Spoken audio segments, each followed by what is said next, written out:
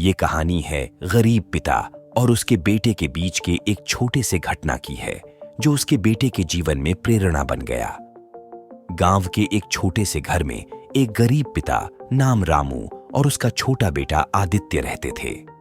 रामू का एक ही सपना था, वह अपने बेटे को एक अच्छी शिक्षा दिलाना चाहते थे ताकि उनका बेटा बड़ा आदमी बन सके। रोज सुबह जब सूरज की पहली किरणें गांव को छूती थीं, रामू और आदित्य एक साथ सुबह की पहली किरण में बैठकर पढ़ाई करते थे। रामू के पास न कोई पुस्तकें थीं और न एक बड़ा सा घर, लेकिन उनके पास जितना उम्मीद और प्रेम था वो किसी के पास नहीं था। एक दिन जब वो दोनों अपनी दिनचर्या के बीच एक किताब पढ़ रहे थे, आदित्य अपने पिता से पूछता है, पिताजी, हम इतने गरीब हैं और हमारे पास न ही इतनी किताबें हैं पढ़ाई के लिए, फिर हमारे पास क्या है जिससे हम जिंदगी में बड़े और सफल बन सकें? रामू मुस्कुराते हुए आदित्य के पास जाता है और उसके हाथ में 2 पत्थर देता है।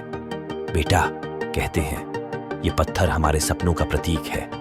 जब कभी तुम असफलता का सामना करो तो इन पत्थरों को देखकर याद रखना कि असफलता केवल एक पथ है, एक रास्ता है जो हमें सिर्फ सफलता की ओर ले जाता है। जब तुम कठिनाइयों का सामना करो तो ये पत्थर तुम्हें याद दिलाएंगे कि तुम सफल हो सकते हो अगर तुम मेहनत करो और अपने सपनों का पीछा करो। आदित्य ने वो पत्थर अपनी छाती के पास रख लिया और उसके चेहरे पर एक नई ऊर्जा की मुस्कान आ गई। वर्टिकल बार उसके पिता के शब्दों ने उसके दिल को छू लिया था। सालों बीते, आदित्य ने मेहनत और संघर्ष के साथ अपने सपनों को पूरा किया। उसने शिक्षा प्राप्त की और अच्छा काम पाकर अपने परिवार की आर्थिक स्थिति को सुधार दिया। ये छोटी सी घटना आदित्य को प्रेरित कर दिया।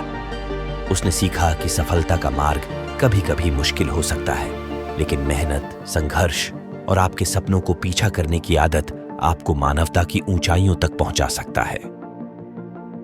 रामू और आदित्य की यह छोटी सी घटना बनी उनके जीवन की प्रेरणा का स्रोत, जो बताती है कि गरीबी के बावजूद एक पिता और उसके बेटे के बीच का प्यार और संघर्ष किसी को भी ऊंचाइयों तक पहुंचा सकता है।